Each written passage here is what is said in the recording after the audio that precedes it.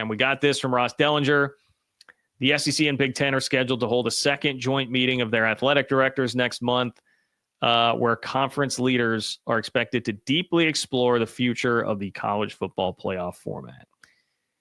So a second joint conference between the SEC and Big Ten. Remember, they did this once upon a time, started talking about schedule alliance. How do they best navigate revenue sharing and the new changes in college football?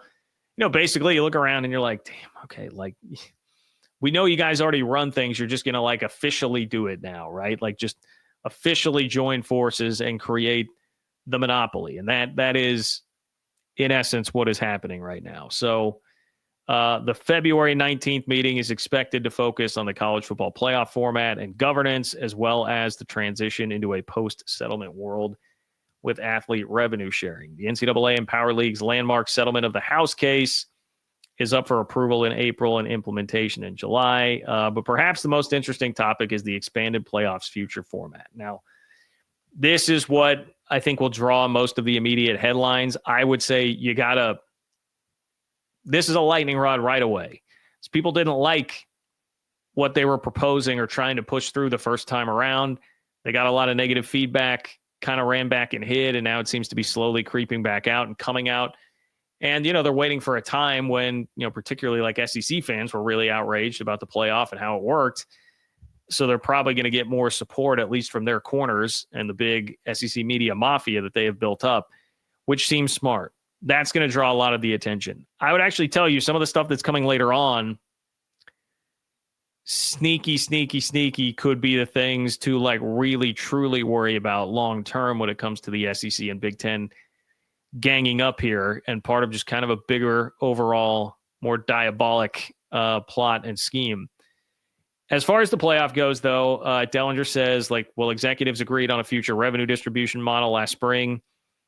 Future format was not finalized, but certain protections were agreed upon, including an automatic spot for the 5 highest ranked conference champs, a 12 or 14 team field, which, it seems by all indications that's going to be 14, and qualification guarantees for independents like Notre Dame related to their place in the rankings. Many expect the Big Ten and perhaps the SEC too this time will again propose a format that assigns multiple automatic qualifiers to single conferences. Multiple automatic qualifiers to single conferences. You guys know what this means. Not only is it multiple, we're talking about these models. Remember all these numbers, the 4-4-2-2, 1+1 model. That's back in our lexicon now. And what it would mean is that the SEC and Big Ten want a 14-team model that would give 4 automatic bids to both the SEC and the Big Ten. 4 each. 2 each to the ACC and Big 12, 1 to the best group of 5 champ, and 1 at large. Notre Dame could get that if they finish inside the top 14. So there's good and bad with that. I mean, this is taking us back to the conversations we had about it at the time, right? Which was, hey, I mean, it's of all the things that they could do, it's maybe not the worst thing in the world if you're getting 2 teams in, like. For instance, I can remember saying after we got the playoff field this year, like, hey, remember, I mean, they were trying to at least, I guess, give you 2 entrants here. BYU got no respect, was not even talked about when they very clearly should have been in discussion for the last at-large spot. Maybe that does help you out, I mean, you would have had Iowa State, I guess, if we're going to say they made the conference championship game. Arizona State, Iowa State could have both been in the playoff this year instead of just ASU. But it's hard to stomach. Like, man, you guys really need 4 automatic bids? Do you really need that, SEC and Big Ten? You need 4? And that was most of the public reaction the first time around. So they kind of backed off and retreated, and you wondered if it would just go away. Some wondered. I knew that this was going to be coming back, and here it is. So Alabama and Iowa State, it points out, would have been the 2 teams in that 4-4-2-2, 1+1 model. Those have been the teams that made the field, Alabama and Iowa State, that were not in this year. So in either proposal, conference championship games likely become less valuable, and a reimagined championship weekend could feature conference play-in games for automatic berths. That's going to happen. Like, we've seen that enough places now, and Jim Phillips was another one who mentioned this just the other day. That was in an interview with ESPN. He said, you play 2 versus 3. You go through the regular season. Whoever wins the regular season, park them to the side. Then you play the second place team against the third place team in your, quote unquote championship game.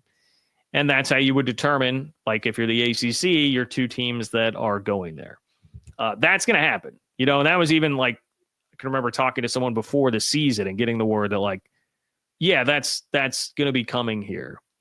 Last week of the regular season or championship weekend, in place of your conference title game, it's going to be, you'll have somebody already in, and then you're going to get the 2 teams scrapping at each other for the last spot. Now, if you're going to get stuck with all the auto bids to the playoff, I mean, like, conference championship games really are pretty meaningless. So you had to do something. And of all the potential options there, I mean, I do think this is a good option. Like, what else are you going to do that would still be fun? It's still a game between 2 teams near the top of your conference with the ultimate stakes attached. Winner to the playoff. Like, that would be fun to watch, and some of these conference championship games here lately, a la like Oregon, Penn State, they get sort of awkward where, it's like one team doesn't really want or need to win necessarily. In this case, I think we can all look in hindsight and say probably hurt Oregon that they won the Big Ten championship game just in terms of the draw that they got.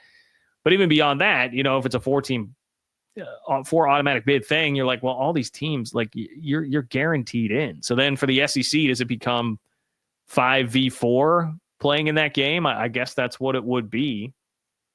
5v4 playing in a championship game, or even you're adding more. I don't know if you can do that. 2v3, 4v5, like both of them. I don't know how it would all work, but they're looking to squeeze every last penny that they possibly could revenue wise. Like, that's why you're seeing this. You can't get rid of the conference championship game and the money that comes with it, even as they are becoming more antiquated, more irrelevant, and more awkward. But here, outside of all that,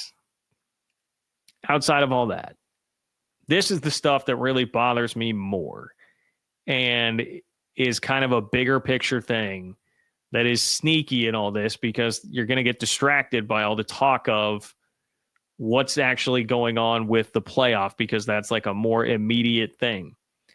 But Dellinger says when the 2 conferences met last in October, athletic directors also discussed a scheduling arrangement with one another. Such moves could generate additional revenue to the leagues, presumably from TV networks seeking matchups of the biggest brands in the sport. I hate that. Like, we don't, of course, I mean, easy for me to say, like, we don't need that. But this is how they start to shut everybody else out, truly. There's been all this talk about, like, hey, if they were to leave, like R. Webb said the other night on the show, the ACC and Big 12 need to be prepared to just leave and go do their own thing and say, screw you in 2026. Well, a part of that thought is that it wouldn't get to that, because the SEC and Big Ten, if they were to create their own playoff and essentially cut everybody else out, you could get antitrust lawsuits. Like, there would be legal ramifications from that. But what you're seeing with this is they're like, all right, like, we don't want to deal with that. We have enough legal trouble on our hands with everything going on with the House case and the NCAA, and, we're getting sued every time we turn around. You've got this transfer portal case between the kid, Wisconsin and Miami. We don't want the legal smoke. Let's let them still play, but then we can find ways to continue cutting them out. We will find ways to keep cutting everybody else out. So, like this. All right, we are going to nail them down to only get half the bids that we do to the playoff, and we're going to make it tougher. If there's ever an at-large spot open, if it's not going to be Notre Dame in the playoff for a year and there's an at-large spot open, no way that they're getting it because their strength of schedule won't be good enough. We're going to pound the table, which what they did all year this year, pound the table about strength of schedule, how much it matters, and then they'll have no chance to play anybody from one of our leagues in non-conference scheduling, or it will be very difficult because we're just going to play each other, and we'll lock them out and then tell them that their strength of schedule is not good enough. And then if they play us in a bowl game, we just say, well, we didn't want to be there. And so there's no way, you see how this becomes like a self-fulfilling prophecy. There's no real way to gain ground there outside of beating them in the playoff. That of course, would be the one thing that they can't really control in that scenario. But Dellinger says discussions are expected to go beyond the regular season with the possibility of what could be an overhauled postseason for programs not advancing to the playoffs. So I guess like a college football NIT. College football NIT could be on the table here, something like that. But, of course, just for the Big Ten and the SEC. Administrators are exploring ways to arrange more matchups that pair teams from the two leagues as opposed to their current bowl agreements. So I just said, well, you play them in a bowl game, and then we say, well, we didn't want to be there. Well, how about not even playing them in a bowl game? Like you start getting further down this list, and it's like, all right, well then, we won't even play you in a bowl game. And now the SEC, one of the saving graces here would be, well, the SEC does play an 8-game conference schedule, John. So, they would have some more spots in their non-con inventory to fill. But the SEC, according to this, continues to discuss adding a 9th conference game starting in 2026. So, all right, yeah, forget you guys. We'll add an extra conference game. We'll start just playing the Big Ten and create this monopoly with the Big Ten. We're going to cut everybody else out of any sort of bowl game or postseason against us. So you can play us in the playoff. The 2 teams that make it there, you'll get a crack at us in the playoff, and that's about it. That's how you truly, really cut everybody else out and get what you are basically wanting, which would be really like your own playoff, just only the biggest, best brands. But you can do it without the legal trouble by just sort of cutting everyone else out anyway, right? Like I actually, there's a radio show here that I really enjoy listening to. Shout out to the Church of Laszlo. Been listening to it for years in Kansas City. And my guy Laszlo was talking the other day. They were playing like a best of segment. So I think it originally aired a while back. Anyway, he was talking about, breakups. And he's like, what I would always do instead of, if you were to just break up with someone, you got to face that conversation head on. The girl might be really sad. It can get messy, whatever.